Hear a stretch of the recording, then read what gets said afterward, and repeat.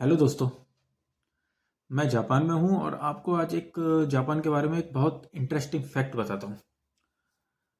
आपको शायद जानकर ये हैरानी होगी कि यहाँ पे डेफिनेशन रूड होने की अलग है। ऐसा नहीं है कि आप अगर किसी से तेज आवाज़ में या फिर नखरे के साथ बात करें तो आप रूड हैं। यहाँ पे रूड होने की डेफिनेशन ये है कि जो चीज़ आपने बोली है और आपने वो नहीं किया, अब वो अच्छे या बुरे सेंस में हो सकता है। वो मैं बताऊंगा अच्छे या बुरे सेंस का क्या मतलब है, लेकिन वो रूड है। अभी कुछ दिन पहले, मतलब लगभग 10-12 दिन पहले, मैं एक इवेंट में था और मेरा जो कोऑर्डिनेटर कह लीजिए, उसने वो इवेंट ऑर्गेनाइज करवाया था और उसने और यूनिवर्सिटीज़ से कुछ बच्चे बुलाए थे और वो अंडर ग्रेजुएट थे या फिर वो ग्रेजुएट होने वाले थे और टेक्निकल यूनिवर्सिटी से थे। तो उन्होंने कुछ स्टार्टअप्स अपने स्टार्ट किए थे या उनके पास कुछ आइडियाज़ थे जो वो आइडियाज़ पिच कर रहे थे। और उसमें मैं और मेरे साथ मेरे कुछ और कलीग्स कह लीजिए, वो थे जो उनको इवेल्युएट कर रहे थे उस टाइम पे। तो उस टाइम टोटल 6 से 7, 7 to 6 पिचेस थी जो उन्होंने करी थी और उस पर हमने अपने इंसाइट्स दिए थे कि क्या हो सकता है क्या नहीं हो सकता, और कुछ क्वेश्चंस किए थे। तो वो चीज़ वहीं पे ख़त्म हो गई थी ऐसा मुझे लगा, लेकिन आज मुझे पता चला, जो वो ऑर्गेनाइज़र थे वो मेरे काफ़ी अच्छे दोस्त हैं।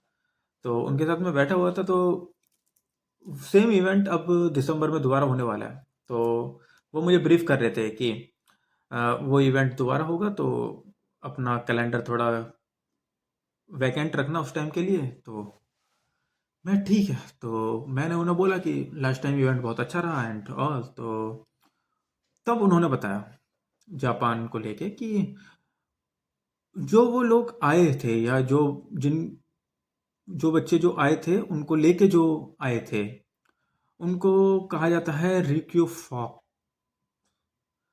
सुनना में थोड़ा अजीब है क्योंकि जापानीज है, तो रिक्यू फ्रॉक्स कहा जाता है उन्हें। तो वो थे, तो उन्होंने इनिशियली जो अपना मिनट टू मिनट दिया था या फिर इवेंट का जो शेड्यूल दिया था वो दिया था कि सिर्फ हम 2 ही पिच करेंगे। और अनफॉर्चुनेटली उन्होंने टोटल 6 पिच करी हैं, जो कि यहाँ पे एक रूड बिहेवियर है। तो आज मुझे वो बता रहे थे कि that was rude and I was apologise for that, कि आपको ज़्यादा टाइम लगा वहाँ पे, आप ज़्यादा देर तक बैठे, आपने ज़्यादा देर तक सुना। वो उनके लिए शेमफुल था कि ऐसा हुआ, क्योंकि उन्होंने जो चीज़ें प्लान की थी वो 2 पिच के हिसाब से की थी और 2 पिच के बाद जब चीज़ें बढ़ गई तो उनको वो चीज़ बुरी लगी। उन्होंने उस टाइम भी अपोलॉजी दी थी, लेकिन मुझे लगा था कि वो नॉर्मली कि हम लेट हो गए हैं शायद इसलिए वो कर रहे हैं, बाकी और कोई नहीं। लेकिन आज उन्होंने बहुत क्लियरली बताया कि उनकी अपोलॉजी इसलिए थी कि पहले 2 पिचेस होनी थी, लेकिन उसके बाद 2 से ज़्यादा, मतलब टोटल 6 पिच हुई। उन 6 पिच में 1 घंटा एक्स्ट्रा हो गया टोटल, तो उसके लिए वो सॉरी थे। तो ये मेरे लिए एक न्यूज़ था। मतलब हम अपने देश में, इंडिया में, अगर ये चीज़ें होती हैं तो हम इन्हें शायद प्रमोट करते हैं या हम ये बोलते हैं कि बहुत अच्छा रहा कि 2 लोग बोलने वाले थे लेकिन अब 4 ने बोला, या फिर अच्छा हुआ कि हमारे जो बच्चे हैं या स्टूडेंट्स हैं वो स्टेज पे आ रहे हैं, बोल रहे हैं। यहाँ पे थोड़ा अलग है। यहाँ पे अगर आपने कोई प्लान दिया है उनको या पहले कोई चीज़ आपने बता दिया कि ये चीज़ ऐसे होगी, तो ये स्टक रहते हैं उस चीज़ पे और वो वैसे ही होनी चाहिए। अगर उसके अलावा कुछ डिफरेंट होता है तो वो एक रूड बिहेवियर कंसिडर किया जाता है और ये उसको एंटरटेन नहीं करते हैं और ये आगे से भी उस चीज़ को बहुत ज़्यादा नेगेटिवली लेते हैं। और जिनके साथ इन्होंने काम किया होता है उनको ये बहुत स्पेसिफिकली बोल देते हैं इस चीज़ के लिए कि जैसा लास्ट टाइम हुआ था वैसा नहीं होना चाहिए, या बहुत। और इनका सारे काम रिटर्न में होते हैं, टू बी ऑनेस्ट। इंडिया में तो हम एक बार को वर्बली भी बात कर लेते हैं कि ठीक है लास्ट टाइम ऐसा हो गया था तो प्लीज़ इस टाइम नहीं होना चाहिए। यहाँ पे वो चीज़ें नहीं है। यहाँ पे प्रॉपर एक ईमेल किया जाएगा, उस ईमेल का रिवर्ट आएगा और फिर अगर वो चीज़ रिपीट होती है तो वो ईमेल्स पे ही दोबारा रिवर्ट किया जाता है और अपोलॉजीज उसी पे एक्सेप्ट की जाती हैं, ये सब चीज़ें होती हैं। तो एक नई चीज़ थी जापान में मेरे लिए कि अगर कुछ ऐसा हो रहा है तो वो एक बैड बिहेवियर है या बैड एटिकेट्स है या ये कह लीजिए रूड बिहेवियर है।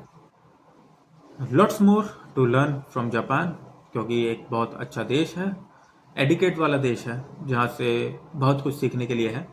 और मैं ट्राई कर रहा हूँ कि मैं यहाँ पर रह के बहुत चीज़ें सीखूँ, उसमें से कुछ मैं अपने देश में जाके शायद इम्प्लीमेंट कर पाऊँ। यही मेरा मोटिव है और यही मेरा एम है, और इसी के ऊपर मैं अभी काम कर रहा हूँ।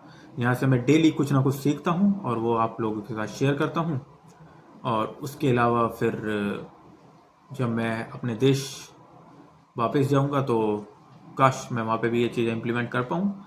और अगर मैं इन अच्छी बातों को किसी एक इंसान तक भी ट्रांसफ़र कर पाया तो मैं अपना जीवन सफल मानूंगा। For time being I am signing off. Thank you for listening.